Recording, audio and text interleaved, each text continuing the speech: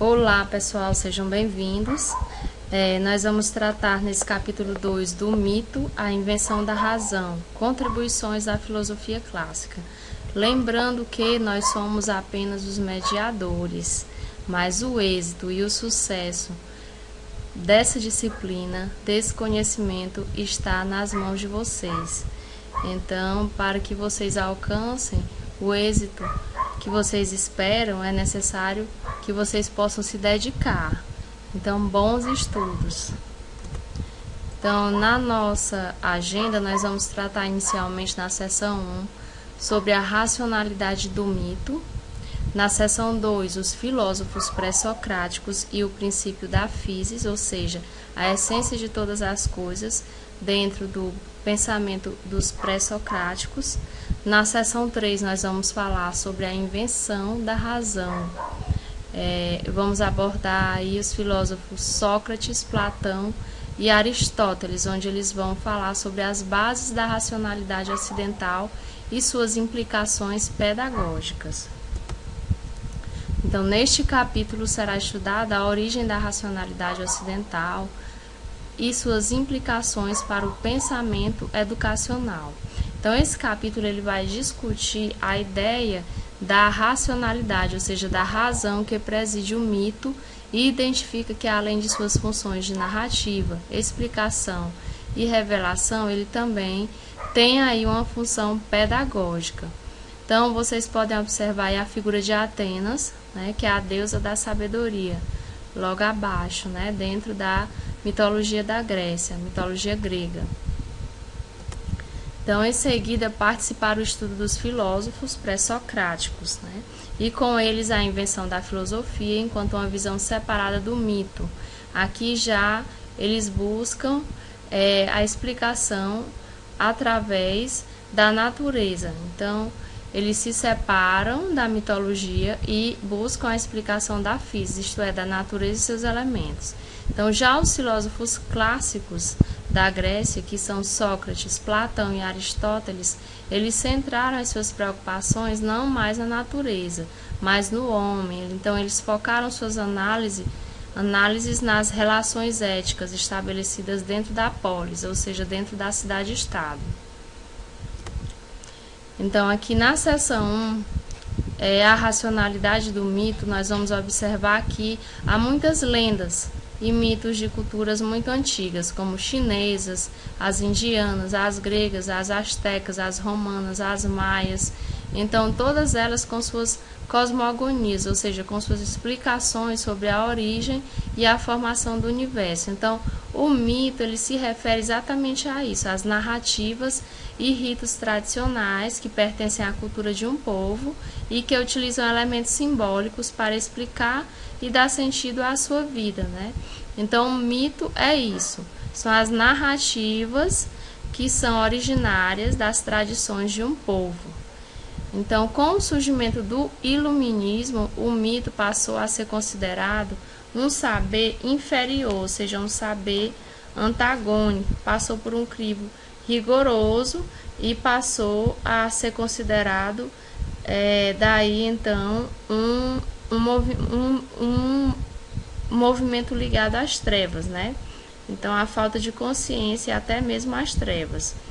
Mas hoje nós temos que, antes de julgar o mito, nós temos que procurar apreender realmente o seu princípio explicativo, procurar entender a sua razão de ser. Então, nós vamos observar que tudo isso se deu embasado no contexto sociocultural e nas necessidades humanas que foram suscitadas em determinada época. Então, nós fazemos a seguinte indagação: como compreender a razão do mito? Então, nós vamos compreendê-lo exatamente nas relações entre os homens e destes com a natureza, porque, como nós falamos anteriormente, o mito procura explicar tudo à sua volta através de narrativas. Então, o historiador da ciência, John Bernal, ele também enfatiza a mesma concepção, que o mito ele é entendido nas relações entre os homens e destes com a natureza. Mas quais são as funções do mito? Então, o mito, ele tem a função de ser um foco narrativo e também de explicar os acontecimentos. Nós temos aí a Odisseia, que vocês devem conhecer, que é um livro que narra as viagens e aventuras de Ulisses, que tenta voltar para a sua casa, em Ítaca, mas ele é impedido pelas dificuldades criadas por Poseidon. Então, ele também tem uma terceira função, o mito, que é a revelação. Além de também ter a função pedagógica. Mas o que é a função pedagógica? É estabelecer as regras de conduta para a sociedade. Então, através do mito, era transmitido para a sociedade valores, crenças das tribos, as regras da estrutura social e também a visão de mundo daquele grupo ou a sua cosmovisão, ou seja, a origem do mundo, explicar como surgiu o mundo. Então, tudo isso são funções da mitologia, do mito. E aqui vocês observem que há uma citação. Como toda forma de conhecimento, a função do mito é guiar as ações humanas. Mas se nós colocarmos o mito como um paradoxo entre mito e ciência, né? Hoje nós também observamos que há o mito da cientificidade. Mas o que vem a ser o mito da cientificidade?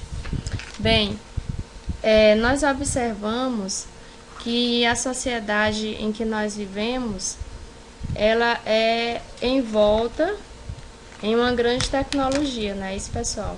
Então, sob este ângulo, nós observamos que o pensamento místico, ele não é menos verdadeiro do que o conhecimento científico. Então, ambos, mas a filosofia de vida, a filosofia profissional e outros saberes, eles sempre conviveram.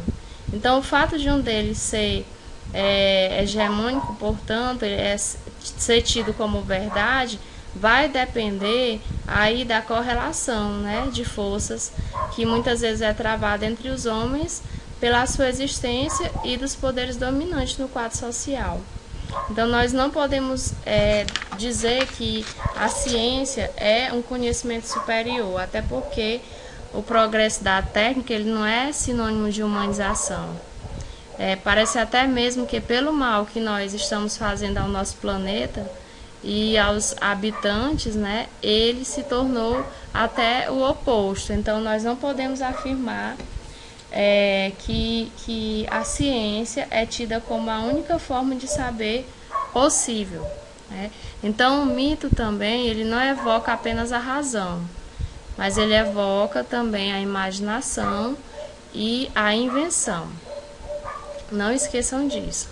Então, na seção 2, nós vamos tratar dos filósofos pré-socráticos e o princípio da physis. Ou seja, os filósofos pré-socráticos, eles buscaram compreender o surgimento de tudo. Então, nós vamos tratar aí na seção 2 sobre o nascimento da filosofia, como surgiu a filosofia, o conhecimento mítico e o contexto social, e desde já a ruptura com o mito. Então, surge assim a filosofia, e com ela os filósofos. Mas nós podemos indagar quem é o filósofo. Então, o filósofo é aquele que cultiva, que busca o conhecimento, o saber. Então, a filosofia ocidental ela surgiu na Grécia por volta dos séculos 8 e 6 antes de Cristo, e o termo filosofia vem de philos, que quer dizer amigo, mais sofia, que quer dizer sabedoria. Então, nós podemos observar aí alguns dos filósofos, como Tales de Mileto, Pitágoras, Sócrates, Aristóteles, dentre outros também, Platão, né? E os pré-socráticos, eles buscavam exatamente compreender a essência de todas as coisas, né? Mas nós devemos focar aqui também exatamente no período histórico, que realidades eles estavam vivendo quando surgiram os pré-socráticos. Então, houve aí o aumento da complexidade da organização social, houve aí a criação da polis grega, ou seja, das cidades gregas, né? Surgimento da polis.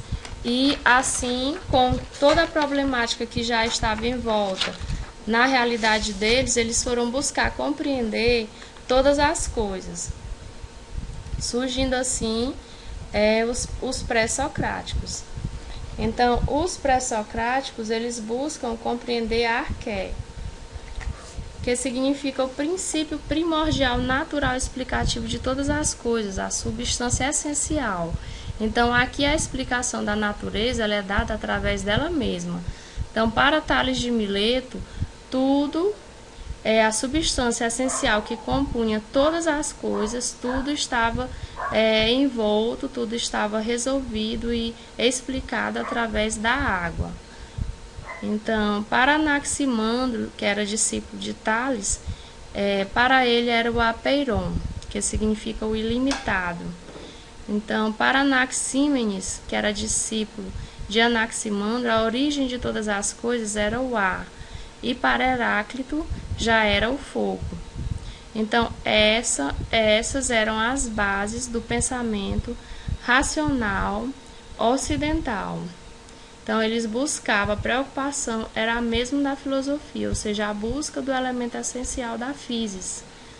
Então, para eles, apesar de ter chegado todos esses fragmentos desses pensamentos, desses pré-socráticos, eles lançaram as bases do que seria a razão ocidental. Então, a preocupação deles era com a ordem natural do universo, surgindo logo em seguida os socráticos, que se interessavam pelas polis, pelas cidades, né, e pelas relações sociais e a educação. Então, na seção 3, nós vamos tratar sobre a invenção da razão, que é abordada por Sócrates, Platão e Aristóteles, as bases da racionalidade ocidental e suas implicações pedagógicas. Então, nós observamos aí a imagem de Sócrates na ágora, ou seja, na praça pública. Então, a palavra ela tinha uma importância muito relevante para Sócrates, porque era através dela que ele procurava buscar o conhecimento e procurava questionar todos que ele encontrava. Então, ele está surge aí em Atenas, né, a palavra como uma função especial. Mas Sócrates e Platão, eles criticavam os sofistas, né? Nós vamos ver logo mais à frente. Quem eram os sofistas? Os sofistas foram os primeiros professores particulares, né? Nós podemos dizer também que Sócrates, ele foi também um sofista. No entanto, Sócrates não cobrava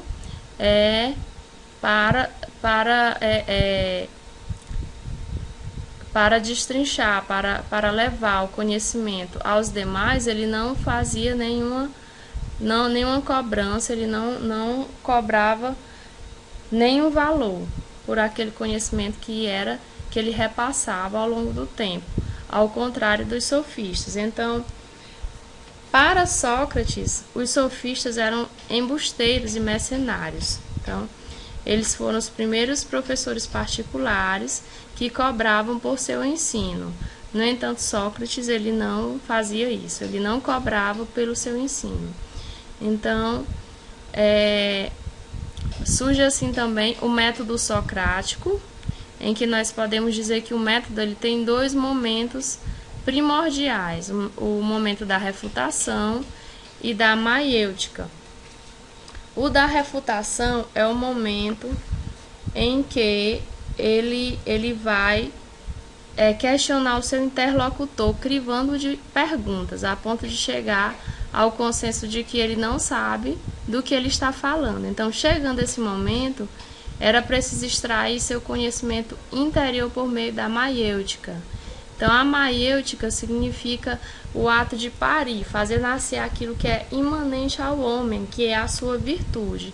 Portanto, para Sócrates, o conhecimento verdadeiro e o autoconhecimento, ou como ele dizia, conhece-te a ti mesmo, parte de uma consciência da própria ignorância. Por isso ele cita a frase, só sei que nada sei. Então, tudo isso era para chegar a um conhecimento de si mesmo. Então, a preocupação do filósofo aqui era melhorar o homem, para que a sociedade pudesse melhorar. E, assim, eles deveriam encontrar a virtude em cada um. Então, a principal preocupação do filósofo era exatamente esse, o melhoramento humano. Então, por essa razão, né, por trabalhar dessa maneira, por fazer todos esses questionamentos, Sócrates foi condenado à morte pelo tribunal ateniense. Então, ele foi acusado de perverter a juventude e ele não renunciou às suas crenças, né? Ele poderia ter pagado uma modesta multa ou ter aceitado também o plano de fuga dos amigos. Os amigos deles fizeram a proposta que ele podia fugir, mas ele não aceitou. Então, por isso, ele foi condenado à morte, né? Então, ele tomou cicuta e veio a falecer. Sócrates também dizia que o mal era o produto da ignorância. Então, o seu método, a maior função era a do diálogo na educação.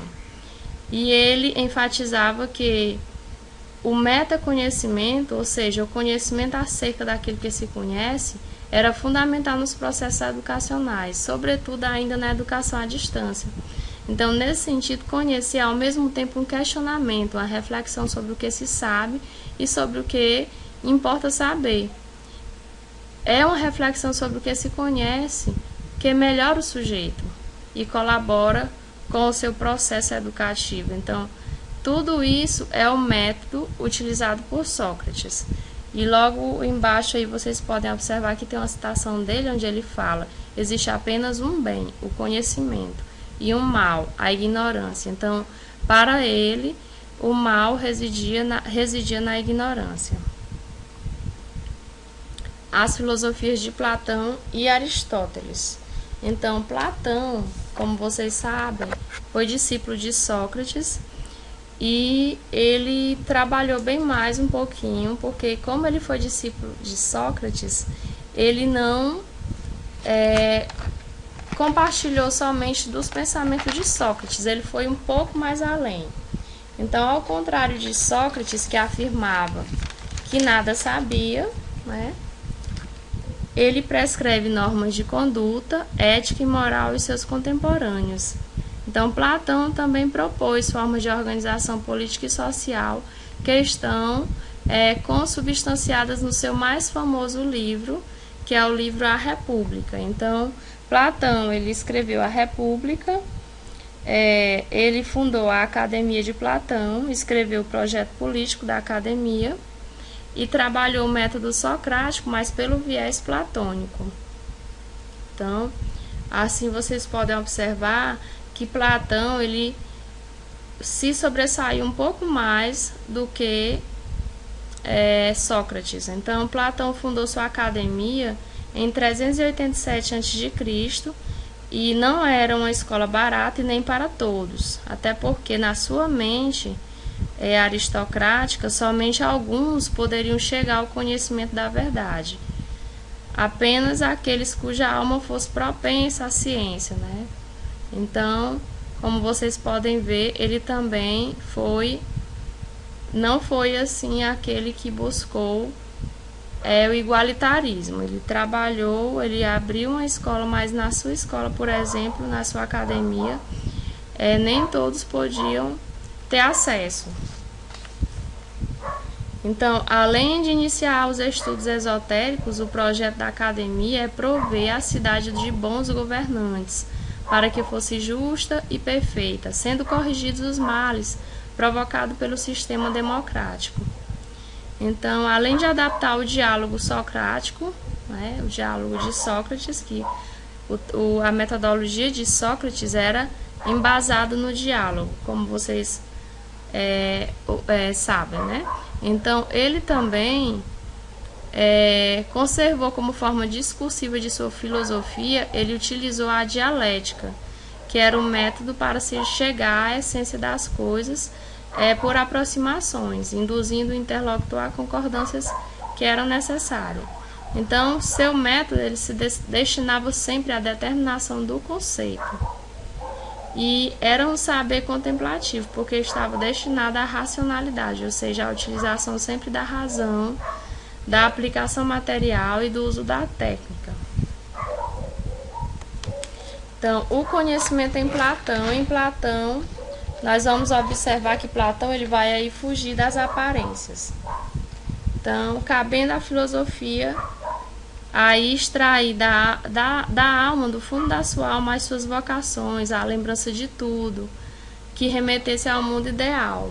Porque ele acreditava que todos possuía dentro de si já a essência de tudo. Então, ele acreditava muito no mundo das ideias.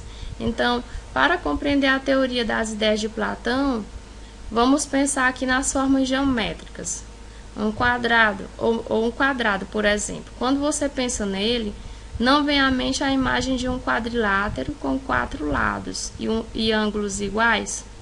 Pois bem, para o nosso filósofo, esse objeto tem existência real nas ideias, assim como os demais objetos e conceitos. Então, por isso, a sua filosofia é também chamada de realismo das ideias. Então, segundo Platão, o conhecimento nasce da razão, e ele é inerente aos sujeitos e sua vida, e o acesso principal, por meio das ideias, é a matemática. Então, ele cita que quem não entre, quem não saiba geometria. Então, na porta da sua sala tinha essa frase: que não entre quem não saiba geometria. Então, isso se aplica bem para a sua teoria das ideias, porque podemos admitir a existência de formas matemáticas perfeitas. E assim vocês observam também que ele vai falar da teoria da reminiscência, em que educar o homem é relembrá-lo do que ele já sabe em potencial. Então, para ele, o homem já sabe, tudo está no mundo das ideias. Então, ele define o conhecimento filosófico, que seria a investigação do mundo das essências, que é a teoria das ideias, separando a opinião comum do conhecimento científico. E ele escreve também sobre o mito da caverna, que é uma alegoria da caverna, uma metáfora, que ele vai descrever no livro 7º da sua obra mais completa, A República, onde ele exemplifica a sua teoria das ideias a partir de um diálogo entre Sócrates e Glauco.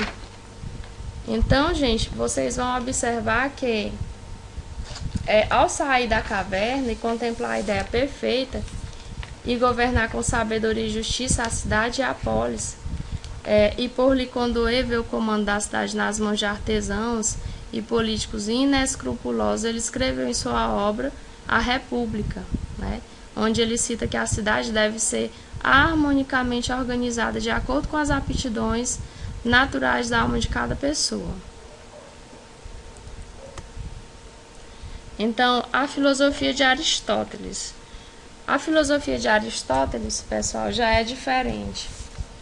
Para ele é importante trabalhar a lógica, a física, a poesia, e ele não crê somente no mundo das ideias, como Platão enfatiza, ele crê no concreto.